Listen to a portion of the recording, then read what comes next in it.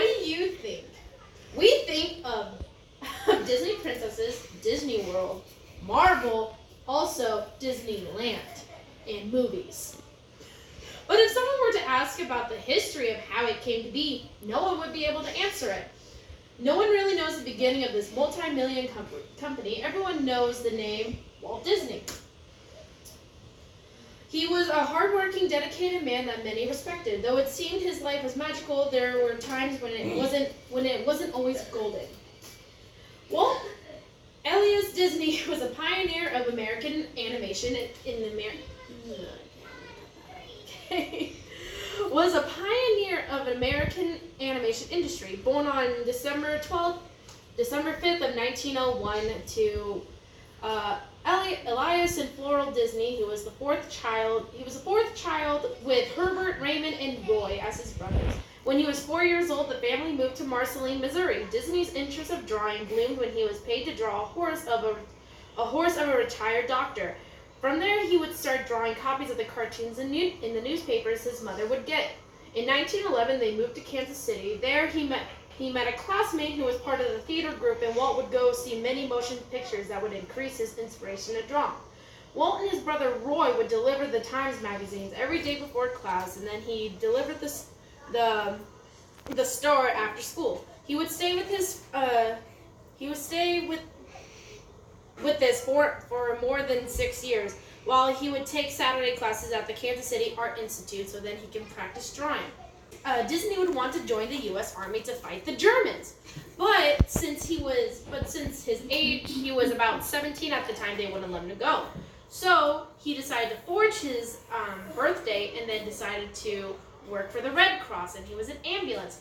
Fun fact most of you guys don't know is that he would draw the cartoons so that when people were inside the ambulance, they would be able to see his cartoons and just laugh at it as they were being taken away to get treated for the injuries. A career as a newspaper artist, and then Roy, his brother, got him a job at Paisman Rubin Art Studio, where he started to make commercials, which were of cutout animations and such.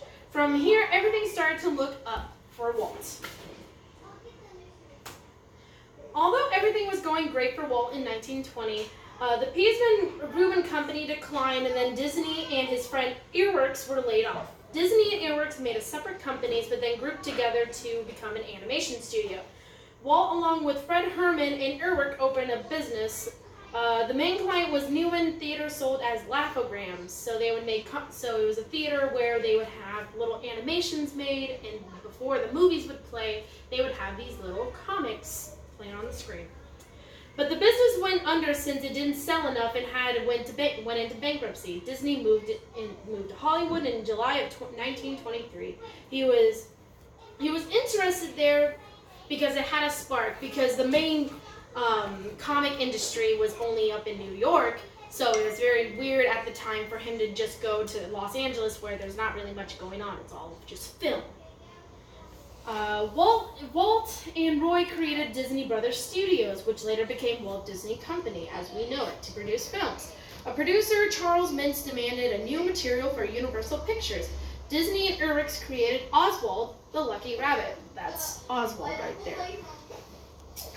In 1928, Disney had hoped to negotiate a larger fee for producing Oswald because he had his own little series, but Wintz only wanted to charge a small fee, which wasn't giving Disney the credit that he deserved in getting paid the big bucks that he should have been given. So then Disney decided to not take the fee, not take that, so he declined it, and then he had lost all of his animation staff, but only Earworks had stayed with him. To replace Oswald, Disney and Earworks created Mickey Mouse. It may have been inspired by a pet mouse he had while he used to work at the old animation studio. According to a Disney employee, Earworks designed him. Walt gave him a soul. Mickey appeared in 3 shorts, but the one that is most known is Steamboat Willie, and he will be.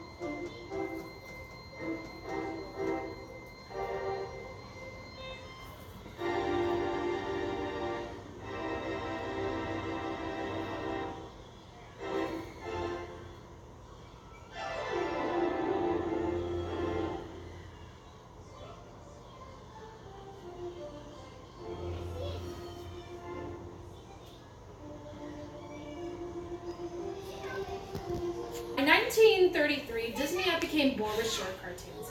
He thought a feature full-length film would be profitable, thus starting the 4-year process of making Snow White and the Seven Dwarfs.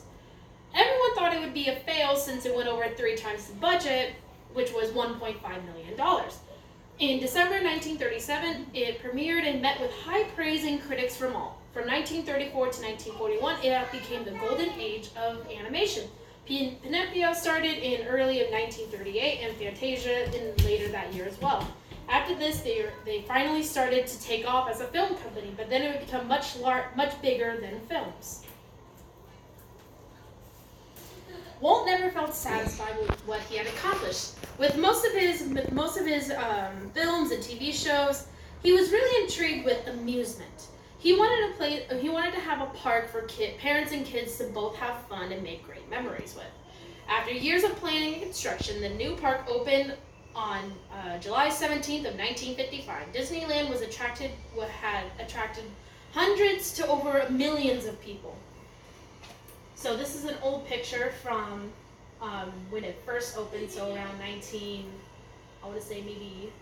1980s or so. And this is Disneyland in California. And this is a video about the park.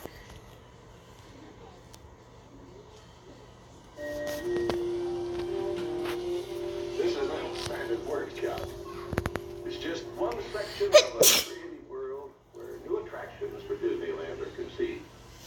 Now, a great deal of time, sweat, and a few tears were expended on all this, but there's a lot of satisfaction in developing ideas into realities which become a part of Disneyland.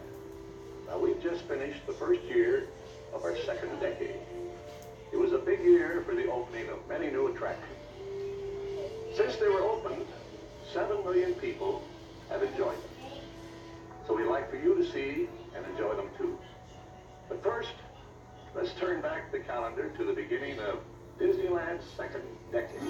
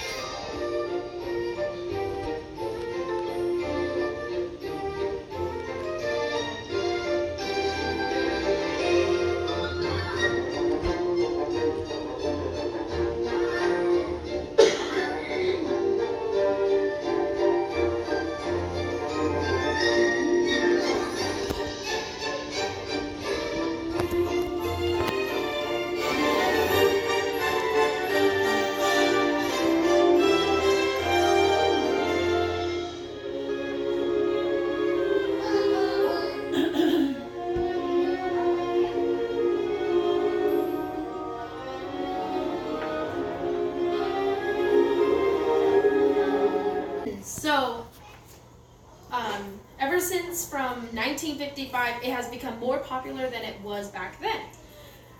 And so Disney, before he had died, he wanted to create a bigger part that was known as the experimental prototype of Community of Tomorrow, which is known as Epcot, which is right over here. It's this little big ball. It's supposed to be known as the world globe. And around here it has like all the countries, so it like has all the different types of food and type of culture that they have. It was still under construction when Walt had died in 1966 from lung cancer. But Roy had finished the park and named it after his brother, Walt Disney World. And so right here, there's going to be, as you can see, there are 4 different parks, There's Epcot, Magic Kingdom, Animal Kingdom, and Disney Hollywood Studios, but also too, it does have Blizzard Beach, which is just a swimming beach pool thing.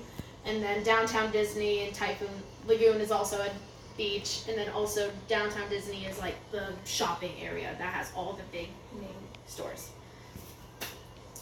When first starting out, Walt never dreamed that he would be as world-renowned as he is known now, nor would he have thought that he would have a park named after him.